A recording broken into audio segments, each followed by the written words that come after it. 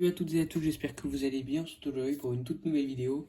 Je pense que vous avez compris le concept, en plus vu qu'il y a le titre, vous l'avez forcément compris. On va faire la review de ce set d'Ahsoka, donc l'intercepteur d'Ahsoka. Je sais qu'il est sorti le 1er janvier, et je l'ai acheté le 18 janvier. Mais vu que j'avais déjà fait d'autres reviews sur la chaîne, j'ai pas pensé à en faire une tout de suite, je voulais changer et refaire des mocks. Donc du coup voilà, la review arrive un peu tard, mais voilà, c'est toujours mieux vaut tard que jamais comme on dit. C'est parti, on commence tout de suite. On va commencer tout de suite par les figurines du set. Donc on va commencer par la figurine la principale, c'est-à-dire cette magnifique figurine d'Ahsoka Tano. Donc je dis qu'elle est magnifique déjà parce que ses typographies sont très belles et très réalistes comme dans la série Clone Wars. Ses cheveux aussi pareil avec les typographies magnifiques, on peut les bouger, enfin bref, ça on s'en fout. Elle a bien entendu ses jambes qui peuvent bouger, c'est une première chez Lego ça, en tout cas dans les Lego Star Wars, d'avoir des jambes petites pour les enfants, mais qui peuvent bouger comme cela. On retrouve ensuite la deuxième figurine phare du set, celle d'Anakin Skywalker. Donc c'est celle bien sûr de la saison 5 de la série Clone Wars, comme Ahsoka.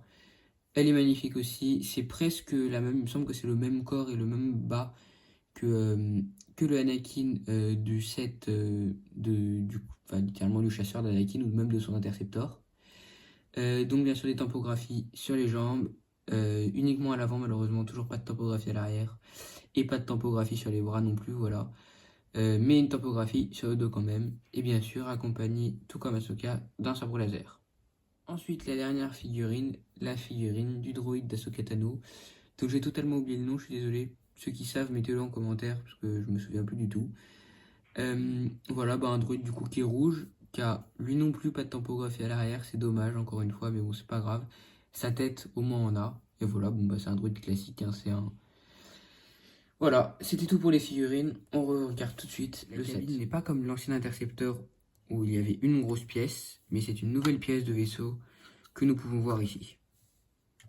Tout s'enlève pour nous permettre de mettre la figurine d'Ahsoka à l'intérieur et de refaire intéressante pour les personnes qui sont intéressées par le côté playset du jouet. Nous pouvons bien sûr attacher les sabres laser grâce à des petites encoches comme celle-ci. La fonctionnalité qui le rend réaliste comme dans le film, c'est que ces petites ailettes peuvent s'ouvrir exactement comme dans le film et comme dans la série. Ça c'est quelque chose de très fidèle que Lego avait déjà mis sur l'ancien Interceptor. J'espère que la vidéo vous aura tous plu.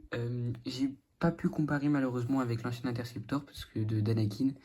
Il faut savoir qu'en fait je l'avais, mais j'étais petit quand je l'ai eu, donc je l'ai cassé, je l'ai jamais reconstruit. Donc voilà, j'ai des pièces par-ci par-là du vaisseau, mais j'ai jamais eu envie de le reconstruire. Peut-être qu'un jour je le reconstruirai. Mais voilà. J'espère à tous que la vidéo vous aura plu du coup. Si pendant le tournage vous avez vu qu'en dessous il y avait une pièce jaune apparente, c'est juste parce que moi j'ai fait un socle que je fixe comme ça. Mais en vérité, il y a bien sûr des pièces rouges, comme vous voyez juste à côté, pour tout cacher. Voilà, c'était tout pour aujourd'hui. On se retrouve pas la semaine prochaine parce que je suis en vacances, mais dans 2 semaines pour une nouvelle vidéo. Et peut-être que si je suis déterminé, je ferai un petit short la semaine prochaine. Voilà. Salut!